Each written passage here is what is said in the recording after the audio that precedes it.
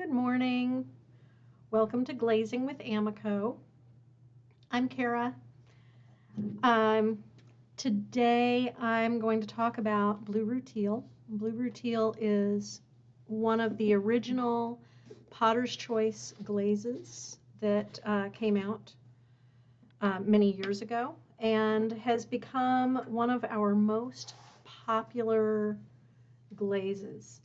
So it is a beautiful blue where it goes thick. It will develop a float and it'll break kind of a clear to brown where it's thin. So if you're getting a brown result, it probably needs a little heavier coat. And there have been a lot of questions lately about Blue Rutile. There have been a few changes. I'm going to get this coat on before I start showing you some different things. There have been some changes over the years as materials became unavailable or shifted, but we have kept the chemistry of Blue Rutile the same. So we still get that beautiful floating blue effect and breaking a brownish or clear color depending on your clay body. It's very popular for textured pieces because it really shows off all the texture. So while I'm getting this glaze on, Lisa says, hey, I missed you at the Amaco Brent booth. Well, Lisa, I was not at the Amaco Brent booth very often. I generally was walking around and seeing all the things there were to see at NCECA.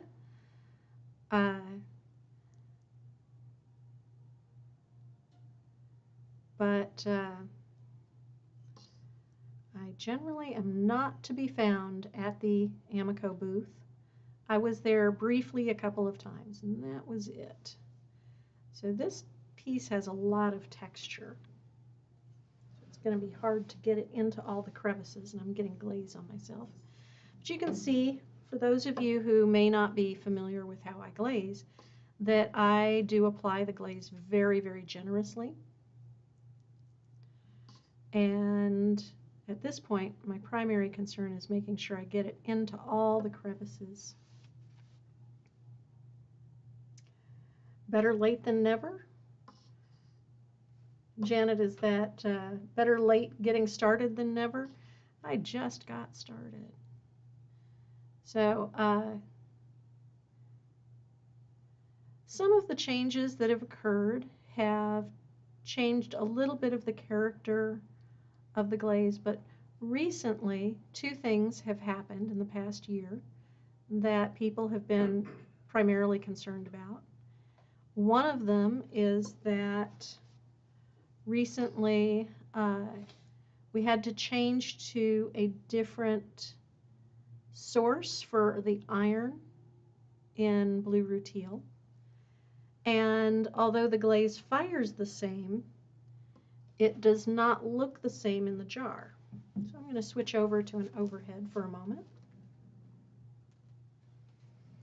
And so you can see this is a batch from the early part of January. And you can see that it is a reddish brown. And this is a newer batch. And you can see that it is more of a cool brown color. But I'm going to show you some tiles in a minute to confirm that they do fire the same.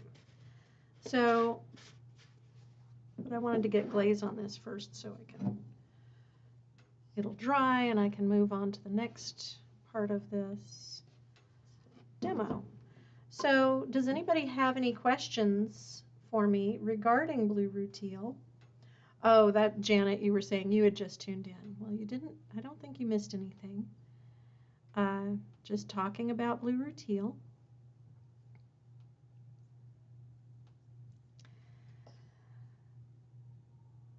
So color was the first thing that people were concerned about. seeing it be a different color in the jar. The other thing is that some people have noticed that in the past year that Blue Rutile and some other glazes are more fluid than they were used to. So a lot of our glazes used to be very, very thick, and some of them, like oatmeal, were famous for being quite thick in the jar, almost like a pudding. And because some customers had, well, quite a few customers had complained about the consistency and it being difficult to get an even coating of glaze, we changed our gum solution to one that makes the glazes a little bit more fluid and less thick. So the amount of water we're using has not changed. And I know that some people are like, you are just saying that. We have put it on and we're having to put on more coats. It's just going on so thin. It doesn't look the same. Well, I was worried because I don't want people to be having to use more glaze, and I certainly knew from talking to our lab that we hadn't changed the way that we make, sorry, looking for my sponge, as one does. We had not changed the formula or the amount of water we were putting in, that the only change was the gum solution. So I kind of went down a rabbit hole with Blue Rutile, and I did a lot of tests. So I'm going to switch back to show you. This is a tile of a batch from 2 years ago, and this is 1 coat, 2 coat, 3 coat, 4 coat, 5 coats, and of course you guys know I apply my coats really thick. So this 1 coat, you can see where it's kind of brown, where it's thin. It's starting to get a little bit blue. And then the 2nd coat, you have a good blue where it's breaking kind of a greenish. And then 3 coats is a solid blue. And as it goes up, it's getting more so. So this was actually fired upright so that I could see if there was any flow, what changes there would be to the texture. So that gives you some ideas of what the glaze looked like 2 years ago. And then this is actually the jar that I'm glazing from today. And this is 1 coat, 2 coat, 3 coat, 4 coat, 5 coat. And it wasn't until a full 3 coats, it was looking a little on the thin side in comparison. And that made me a little bit nervous. I did notice it was going on thinner, and so what I did is I went to our lab, our quality assurance area, and we have a device that's called a sled that compares 2 glazes side by side, and this is the sled comparison. So it actually lays down a perfectly uniform layer of 2 glazes for side-by-side comparison. And this is the glaze from 2 years ago, and this is the glaze from this year. And you can see that in a sled comparison, so this is not based on my application, which can vary, but it is a layer of the glaze measured with a device. So the exact same measurement of glaze gave the same result. So although it may look like it is thinner, what's happening is it's going on thinner, but it's firing the same way. The same amount of glaze is giving you the same application. It's just that because of the gum, you were able to apply a thicker application, if that makes sense. So no, the glazes have no more water. The specific gravity is exactly the same as it's always been, but the gum is making the glazes more fluid. So you might actually have to spend a little more time or apply thicker coats like I do. But there's not really much variation. So I also wanted to talk about how the difference between the vertical firing like this and a horizontal firing. So last week I applied 3 coats of Blue Rutile to this little dish and fired it flat, as one would do with a plate. And you can see that it pooled, so you have more of the kind of creamy float than you do on a vertical surface. Sorry about all that noise. You have more of the creamy float happening than you do on a vertical surface where the glaze can run and it doesn't pool. So that's something to keep in mind. You're going to get different results. These are exactly the same batch applied to the same clay body, but this was fired upright and this was fired flat. So you're going to have different results based on how you fire it. They were also both fired to cone 5. There's no variation in how they were made except for the firing. So let me look and see if I have questions. David, do I have any questions? When you have a lot of texture, Janet says, when you have a lot of texture, what do you do if there are tiny crevices that the glaze does not flow into as you apply? So what I do for for crevices like this, and you can see that there's some little holes, I sometimes will use a needle tool to kind of push the glaze into them, or I'll use a little bit of watered down glaze, or I might rub the glaze to get it to flow into those little crevices. But especially with the more fluid glaze, it goes in a little bit more.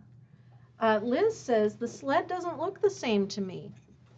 So what I'm looking at is right in the center of each, because this is where the line is, and it is slightly darker on the new one, but they are both very definitely blue. It is not a variation. It does kind of tend to pool at the edge because of the end of the sled. So I'm looking right in the middle, and although it's slightly beigeier, let me see, slightly beigeier on the older batch, you still have the same blue going on. Very, very minuscule difference. It's not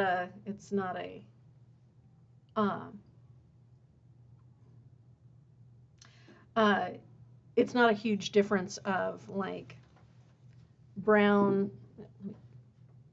To my overhead. Looks like that was the only question so far. Trish also says the colors don't look the same, and the difference in firing between 5 and 6, it's not significantly different between 5 and 6. I do have an example here of this is honey flux on the top and Blue Rutile on the bottom.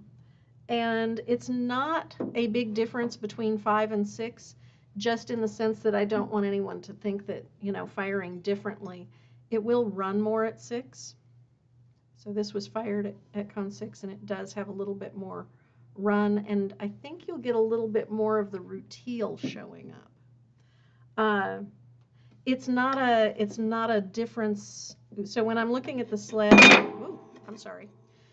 when I'm looking at the sled, we do have a difference in some of the materials from a few years ago.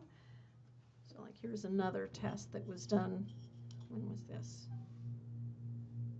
This was 3 years ago. And you can see even on just one piece there's variation. But in the sense of, no, they are not watered down. The same amount of glaze is still going to give you a floating blue.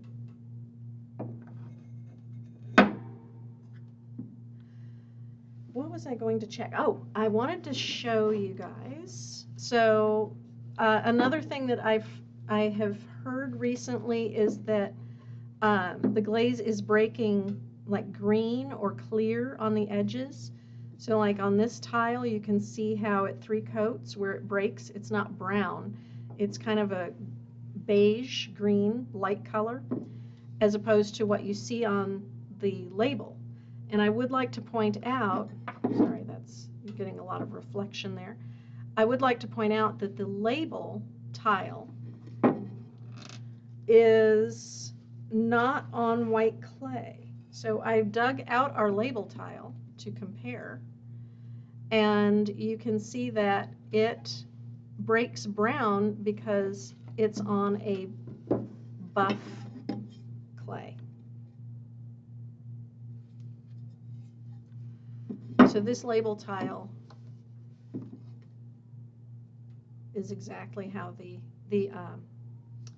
label looks. So I wanted to show you all. Hang on. If you go to our Potter's Choice page, you will see as you scroll down there are clay comparisons, and the Blue Rutile clay comparison tile picture shows how on white clay it breaks kind of a clear to creamy color, and depending on how much iron is in your clay body, it breaks a darker color because it is breaking kind of more brown. So clay body is going to make a difference in what your results will be compared to what I will get.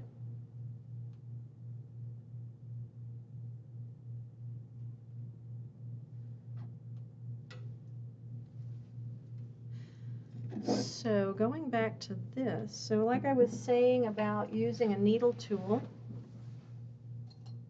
or some other tool to push into,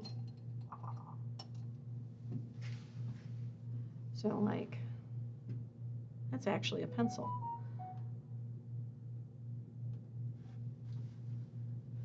So sometimes I use a tool to kind of push the glaze into crevices and holes. Sometimes I use a little water to kind of float the glaze in.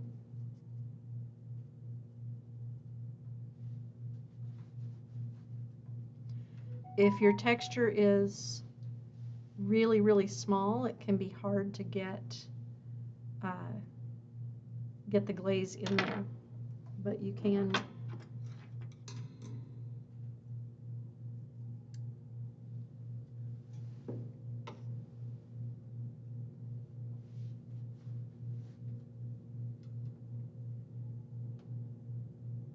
So this is just water, no glaze.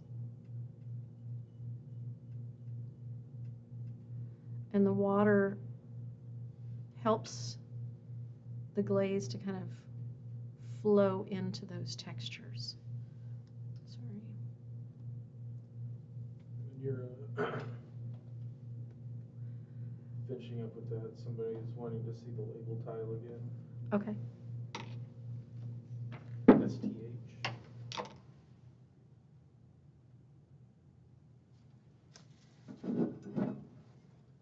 So here is the label tile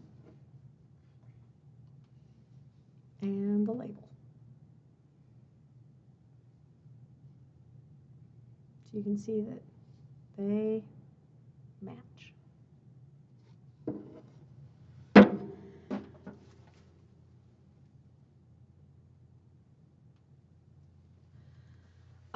The blue on the label tile is 3 coats.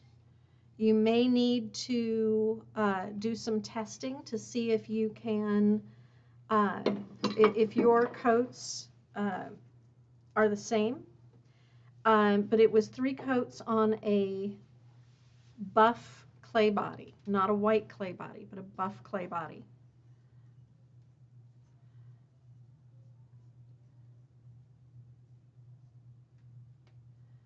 And so I use a nice fluffy Amaco fan brush that holds a lot of glaze.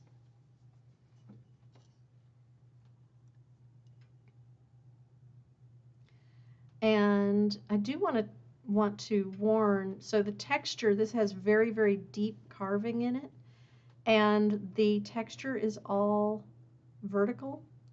So this is probably going to run. So I'm only going to put 2 coats of Blue Rutile on the bottom, just so that hopefully it won't run right out. But it's like little glaze superhighways.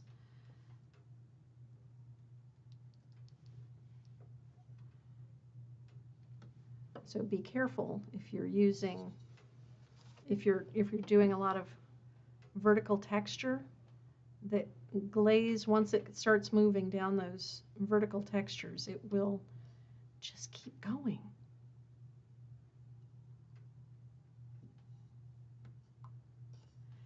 Oh, and yes, the label tile is 3 coats.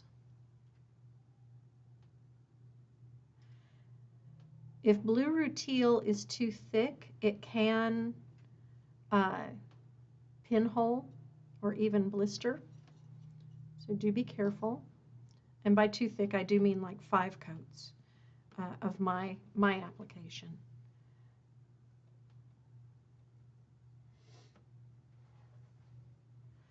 Now, yes, there are changes, subtle changes from year to year with glazes. So again, I warn that if you're doing like dinnerware sets, or you really need to do a large number of pieces that all match, you should try to buy all one glaze batch, because there can be changes from very subtle differences from one batch to another. Anyone who's worked in textiles knows that you need to get all of your textiles with the same dye lot, because they won't match from one dye lot to the next. That can be really challenging. So, other questions about Blue Rutile? Or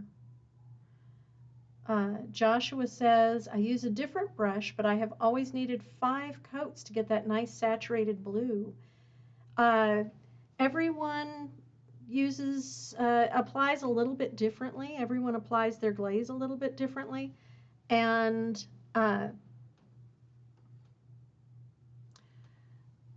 it depends.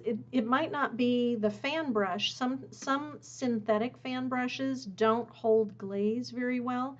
So when you apply, you lose a lot, and you have to apply more and more. It depends partly on your brush, and it depends partly on how you apply glazes. Some people apply glaze really, really thinly. Some apply very heavily. I tend to apply heavily. But that is just how I was trained to apply the brushing glazes. So if you're finding that it isn't going on as thickly, there are other things you can do. I would like to point out that the thinner feeling, the more fluid glaze, you can also try dipping or pouring if that appeals to you. And you might not need to thin it with water to make it apply like a pouring glaze or a dipping glaze. So you might want to give that a try if time is more of an issue for you. So those were the things that I tried out with Blue Rutile. I did want to repeat, this is Blue Rutile on the bottom, so I started the Blue Rutile here and went down, and it was about 3 coats from about here down. And then it's Honey Flux from about here up. And the honey flux flowed down, especially on the handles, because handles are always going to have a lot more glaze, and it'll flow where you have handles. But it came out really nice. It is a good glaze for layering. And if we don't have other questions, I'm going to let this dry, and then I'll apply one more coat to the top half of this vase, and I'll fire it and bring it back next week in my Q and Amaco. So, hi Susan. Oh, and Joshua says that they've also just discovered Sapphire Float, which seems like an alternative to Blue Rutile. It is more blue. It's a deeper blue, a sapphire blue.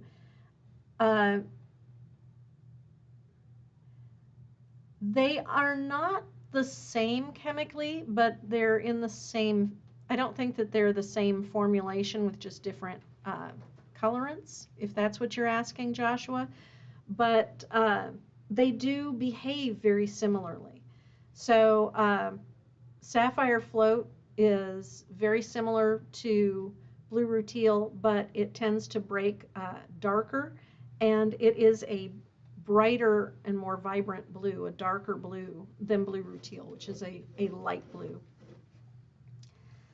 Indigo Float is another one that a lot of people like because it breaks green, and it's a very vivid and lighter. It's a light blue like Blue Rutile, but it's a more vivid light blue than Blue Rutile, which is much softer. We have a variety of blues, and there's so many beautiful blues. We also have Blue Lagoon, and then the blues in the Celadon series as well, like Deep Sea. So I'm going to, yeah, Janet says Sapphire Float is lovely. It really is. So I'm going to let you all go, and thank you so much for joining me today on my glaze adventures. And if you have other questions about Blue Rutile, please reach out to us. You can drop a message into the video chat or our YouTube chat, or you can message us directly through Facebook or Messenger or even Instagram. And thank you for joining me on our glaze adventures. Happy glazing.